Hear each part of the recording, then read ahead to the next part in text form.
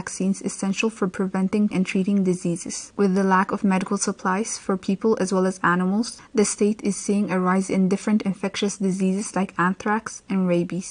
Anthrax is an infectious disease mostly found in animals such as cows and spread to humans when they are in direct or indirect contact with infected animals or through contaminated animal products that contain the bacteria. The disease can affect different parts of the body like the skin, intestine, and lungs based on the form of contact, and is deadly if left untreated. Dr. Attunkut Mazgobo, head for the Bureau of Agriculture, said that within the past few months alone, the Bureau had been able to track some 17 cases of anthrax in human beings that resulted in 4 deaths. مجرم نقوله anthrax ويدوم ترافيس وندو ناي عود خلبي حمام. Anthrax and rabies are spreading rapidly across Tigray due to lack of vaccination. People are also dying from these diseases. According to our data, 17 people have caught anthrax, of which 4 have already died. Dr. Attunkut also said that for the past 5 years, over 22 million doses were given out yearly in Tigray for the prevention of anthrax. But now, due to lack of vaccination, animals across the state were dying.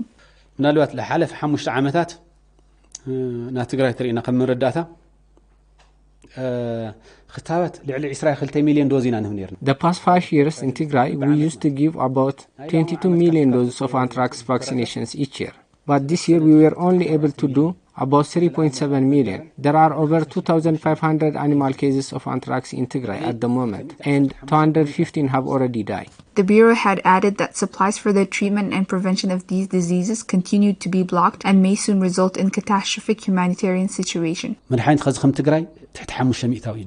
There is less than 5% of the medication need in Tigray now. This is genocidal. It's being done in a systematic way. Some types of medications are allowed to come in, while others are not. And then food is allowed to come in, but not fuel. The diaspora community has to understand this and do what they can do to advocate for their people. Tigrayans dying from curable diseases has become a daily occurrence in Tigray as the blockade on the state reaches its 13th month. A local charity organization, Tinsay Charity Group, has published images on social media of mass graves in internment camps in Samra in the Afar state. The internment camp in the regional capital is said to hold thousands of Tigrayans in miserable conditions where they're being denied access to food and medical care. For more, Saron Sakai. Since the start of the war on Tigray, Tigrayans all over Ethiopia have been subjected to gross violation of human rights. The violations against innocent civilians across Ethiopia have been relentless over the past 2 years, where tens of thousands are thought to have been dragged from their normal lives and put into internment camps across the country. One of the most prominent centers where Tigrayans are being held have been internment camps in the Afar region. Since the start of the conflict, thousands of Tigrayans are said to be held in these camps indefinitely and without any charges being made against them. And for the first time since these camps have been opened, a local charity organization from Tigray says it's been able to access exclusive footage from within the camp that shows mass graves within the internment camp, confirming the dire condition of Tigrayans being held at the center.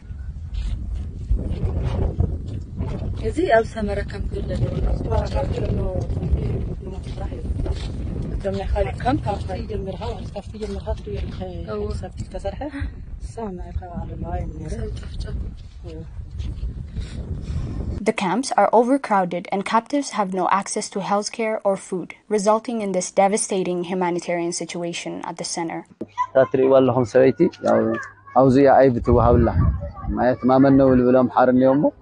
لذي بمرعي بمرعيه درو ግን እዚ ተخይኑ አንሕና ያው ዛትሪ ያለህ እንግዲህ ሐምጃ ኢለ ከዋልዶን ኸይደ ግላ ሕዚ ጥራሕ ዝኸድ ምክንያቱ ኣብ ዴሊቨሪ አጭኸተ ሃም ስራሕ ለሐዋትና እንሕደገሎ ምግቡ ደግሞ የለም እዚ ቦታ.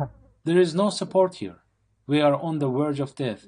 We spend day and night in this way, and the situation is critical. If the government does not support us, I don't know what our fate will be. Only death waits for us. International media outlets have recently reported that many Tigrayans have been unlawfully detained in multiple locations, including Samara, Abala, Kunnaba, and so on. Many leaked photos and videos also show the horrific situation that these Tigrayans are in. Head of UNHCR's field office in Samara, in an interview with Deutsche Welle, confirmed that more than 8,000 Tigrayans are held at a government-run internment camp meant to accommodate around 1,500 people. Based on national and international standards, that should not be living human conditions. He says among those detained are about 1,200 children, many suffering from malnourishment. Many Tigrayans continue to languish in these camps as many human rights and non-governmental organizations continue to report but fail to take any decisive action. Cholera is an easily preventable and curable disease for much of the world, but experts in Tigray say that due to the ongoing siege, they do not have sufficient supplies to treat patients and fear that Tigray is on the precipice of a possible cholera outbreak. The experts warn for all necessary precautions to be taken to ensure that the bacteria doesn't spread, especially in the light of the rainy season. For more, Sarah Kalali.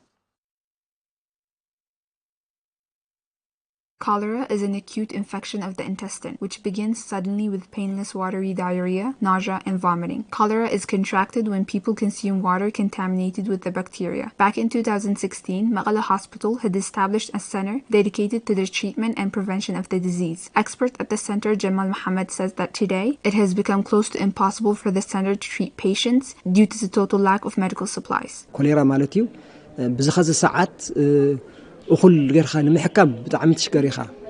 this point, it is difficult for us to fully treat a patient suffering with cholera. For the sake of the community, we have continued to work on preventing the spread of the disease. Because of the siege, we don't have the supplies, and this makes our work very difficult. Prevention expert at the center, Walda Garima Gabramedhin, says that currently Tigray's health system is in no way capable of containing an outbreak of the bacteria, and that without sufficient medical supplies could kill many.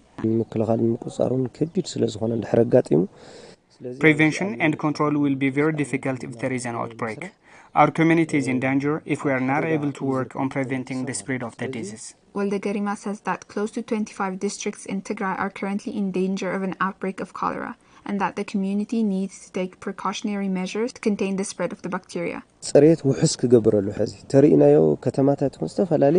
Hygiene has to be a priority. You can see a lot of dirt around the city. And because of the rainy season, there is a danger of trash being washed into fresh water. So we really need to work to ensure that our environment is clean. Head for water supply in Maqala, Tedros Ghebreyesus says access to clean water has shown a drastic decline since the start of the war on Tigray that has seen major infrastructures destroyed, resulting in rapid spread of waterborne diseases. The environmental cost of the conflict has been massive, and this has resulted in a situation where the community has become susceptible to waterborne disease. The destruction of more than 80% of health facilities in Tigray, coupled with the ongoing siege that has practically discontinued routine vaccination in Tigray, has meant that many are losing their lives due to easily preventable and curable diseases. Lettesambet Gide, world record holder for 10,000 meters, has once again won the gold medal at the World Championship in Oregon on Saturday. We traveled to Samra in southeastern Tigray to meet with her parents that they say were thrilled to hear of her victory. Her parents also expressed the difficulties of living under siege and expressed hopes to once again meet with their daughter. For more, Abel Zegabo.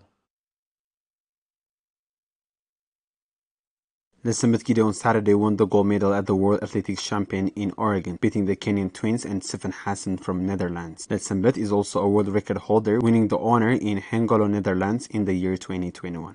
While Lettesambet continues to win medals and astonish the world with her talents, her family in southeastern Tigray remained disconnected from the world with little knowledge of the wonders of Lettesambet's achievement. We traveled to Samre in southeastern district, just 60 kilometers from the capital, to speak to her father, who says he learned of his daughter's victory at the World Championship a day later when he had made an unexpected trip to Tigray's capital.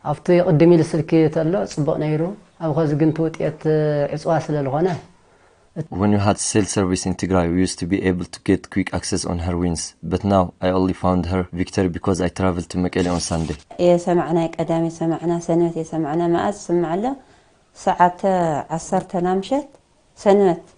I heard on Sunday afternoon when a relative came and told me Letasanbet had won the world championship. I asked where, and he said it was far away, in America. He congratulated me and told me he was happy.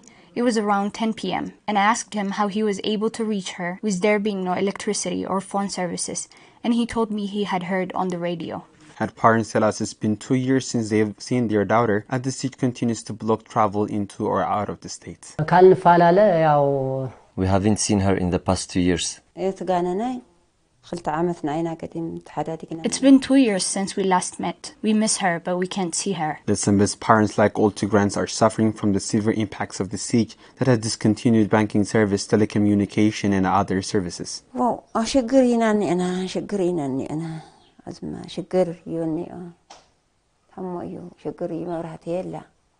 We're in serious trouble. There's no electricity, banks are closed, and there's no transportation because of the siege. We don't have phone services. We are worried about upcoming harvest, how much we could produce without fertilizers. But we are not the only ones facing this problem. Every farmer is suffering like this.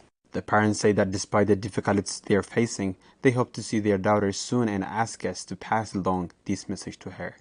The sun will rise. Keep on working hard until we meet again. My daughter, may God help us meet again. This too shall pass.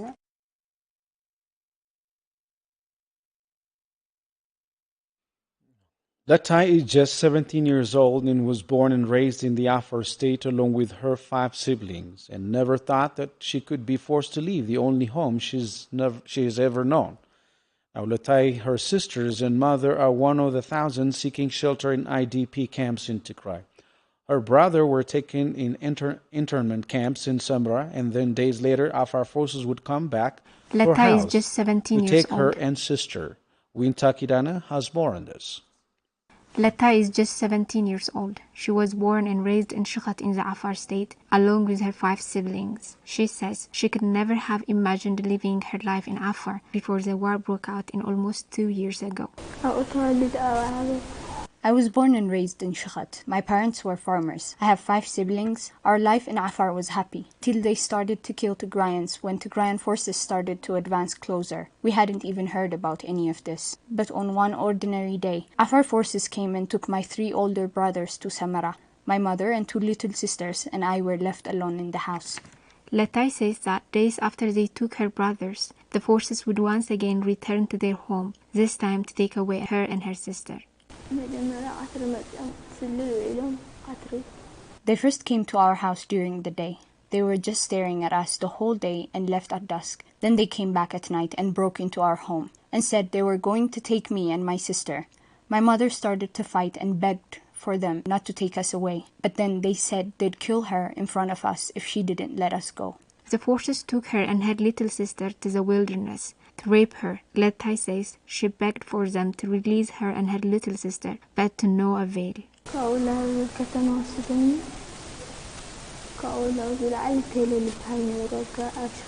They took us downtown and then to a place called Tele in the wilderness. Right when they were about to start raping us, I started to beg them in the name of Allah to please stop. He raped me right there. But fortunately, he didn't rape my sister. They told us to wait 30 minutes before moving. We were really scared that they would come back, so we moved and waited on the other side till morning.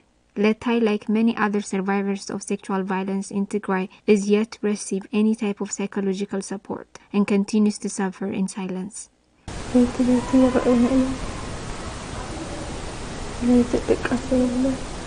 Every night, I think I see them coming, so I can't fall asleep. If I somehow manage to close my eyes, I have nightmares. I just try to keep my eyes open throughout the night, so I can never rest.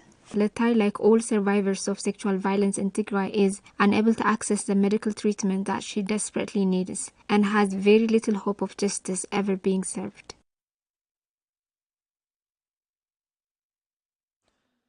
The termination of basic services and the blockade on aid and medical supplies has left many desperate and especially vulnerable communities in need of medical attention and other forms of assistance.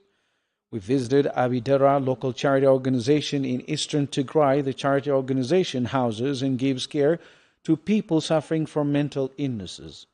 The organization today cares for 130 people, but its founder says the center is running out of basics like food and sanitary material to provide the care that is so badly needed. Aragay Gurmikael has more.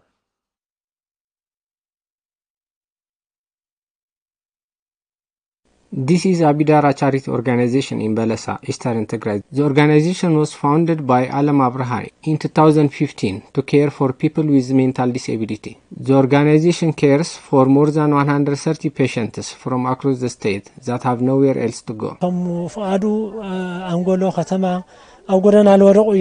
All the patients you see here, they came from various places in Tigray. When we first founded the organization in 2015, we cared for patients we found in the church. But as their numbers started to grow, I built this on my family land and brought them here. Before the start of the siege, Alam says that the organization used to get support from many donors, but now, due to the siege, the charity organization is not able to give its residents the support they so badly need.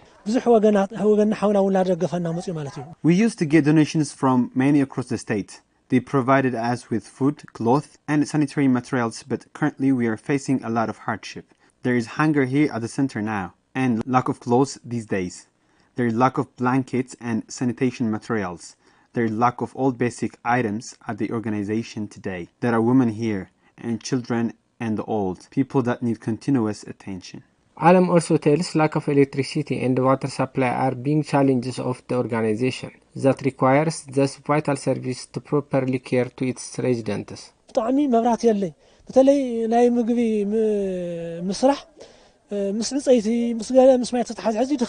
We don't have electric power supply these days, so it's very challenging to prepare food.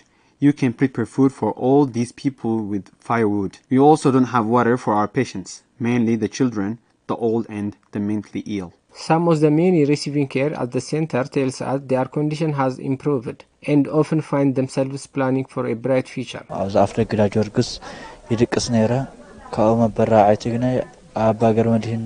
I used to sleep on the gates on St. George's Church. Father Gabramadhin brought me here. Now, thanks to God, I am fine and I am starting to help care for other patients here.